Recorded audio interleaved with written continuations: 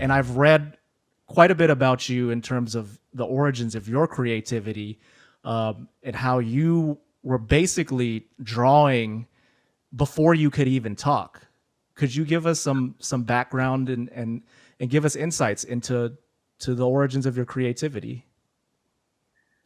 Yeah, it's hard to know where any story begins, but like you read, I before I could even walk, my parents would just drop a pen on a piece of paper and I'd crawl over and I couldn't even hold it right. I'd hold it like within a fist, and I continued holding the pen in a fist form till like I was in second grade, and all my teachers were trying to train that out of me, but I just had a very unique way of thinking where I would hold the pen in a fist and I would write everything backwards.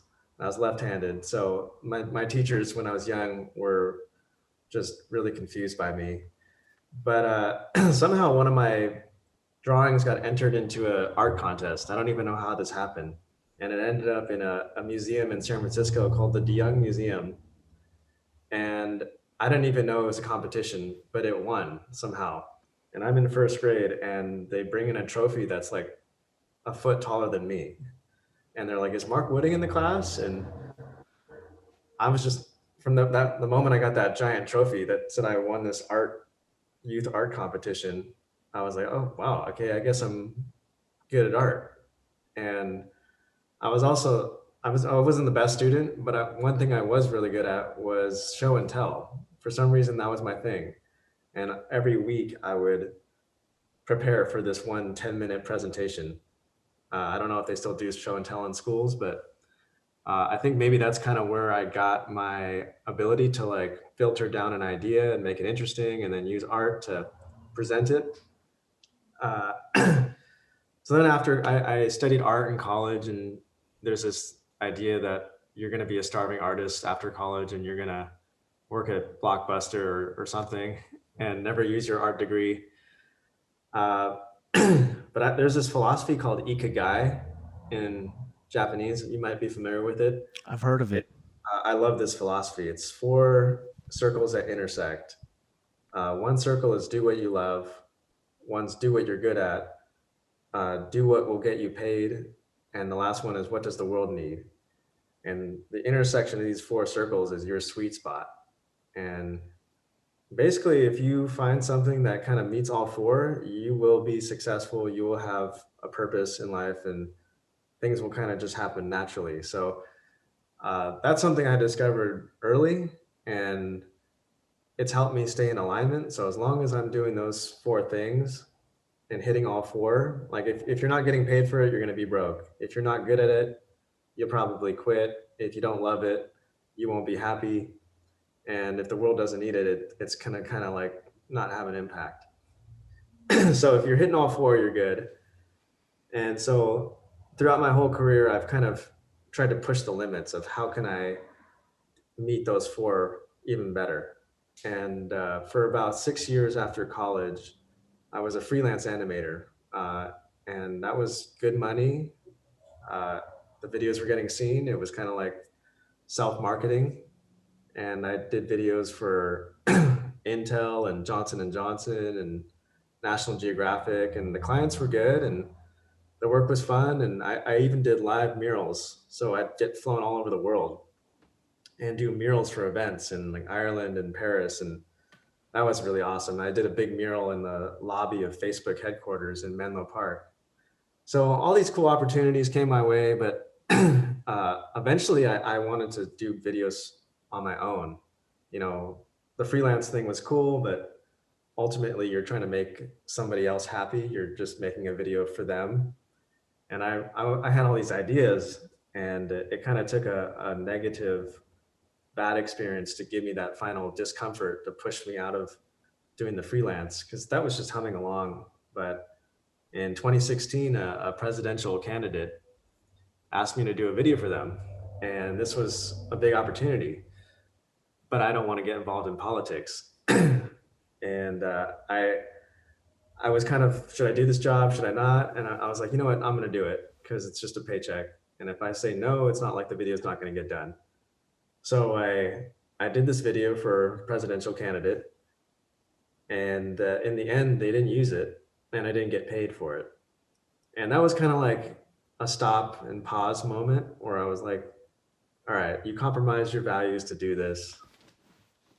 Why don't you just take this as a sign to take a break from the freelance and just try to be a YouTuber? Like, I really loved YouTube, and I kind of got this thought a lot of times when I'd see these big YouTube channels. I was like, I could do a video like that, you know? So I gave myself 1 year to hit some goals on YouTube. The main goal was to get 100,000 subscribers in 1 year. So I'm a big believer in visualization and kind of manifestation type of thinking. Like, if you see it, it'll become real. And I wrote down in big letters on top of my whiteboard, get 100,000 subscribers by this date, 1 year from starting the channel. And I started making videos. I tried to stick to a consistent schedule, but the beginning was tough because you're doing a ton of work. You're also saying no to paying customers because you're sacrificing that, and nobody's watching your videos. You're not making an impact. You're not making any money. You have no subscribers. And 6 months in, I didn't even have 1,000 subscribers. And I was kind of questioning myself, what am I doing here? I'm not even 1% of the way to my goal. And we're halfway through the year. And I was trying all sorts of different tactics. And eventually one video got some traction. It was a video about why the millennials don't do well in the workforce, from Simon Sinek. And he shared that video around. And for the first time, I had a video that was getting recommended by the algorithm. And all of a sudden you see the power of the internet. All these subscribers start coming to your channel. And then it was just like a domino effect. Another one of my videos kind of started getting traction. And I guess that's kind of how content creation works, is like, it's not just steady. All of a sudden you'll get a big jump, and you live for those big jumps. And when you're going viral, it's like you're flying. It's pretty cool feeling. So literally on the exact date, on the day, I hit 100,000 subscribers. And I was like, okay, well, let's erase that and let's put something ridiculous, because that worked. Let's put 2 million by next year. That didn't work. I guess the universe doesn't always answer exactly what you want, or maybe it can in certain ways. But my next video that really took off was a video I almost didn't even make. It's funny how that's like the video I'm known for, but it was why don't country flags use the color purple? And I'm always looking for these questions that you don't really ask, but once you see the question, you need to know the answer. Why does February have 28 days? You're like, why is that? That's weird. So I tried to find, kind of had this formula of like, find questions that nobody's answered before, but that people would really like to know the answer to. And hopefully they'll have these weird answers that, you pull a thread and there's a lot more there. And this purple video, I guess it touched on something, because it was a really strange answer. And every country around the world has a flag. So it was very global, and it got translated into a ton of languages. And I think it hit the trending page. It got about 4 million views in a week. And that got me 100,000 subscribers that week. So that's pretty much how I started. And I've had to reinvent myself a few times, but that's kind of how the YouTube channel popped off.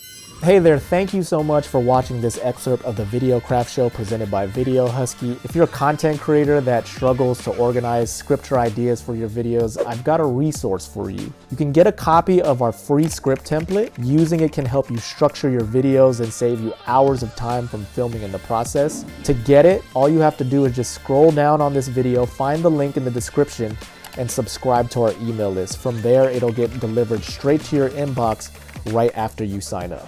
And by the way, if you're enjoying these videos, can you do us just a quick favor and hit the like button before you go? And if you haven't already, make sure you're subscribed to our YouTube channel too, to stay up to date with all the content that we're creating here on this channel. And finally, be sure to tune into the Videocraft show presented by Video Husky on Apple Podcasts, Spotify, or wherever it is that you get your podcasts. We've got links in the description down below. If you want to watch or listen to the full episode, just tap the video right next to me over here. and that'll take you to the entire episode in which this excerpt is from. Thanks again, and we'll see you next time.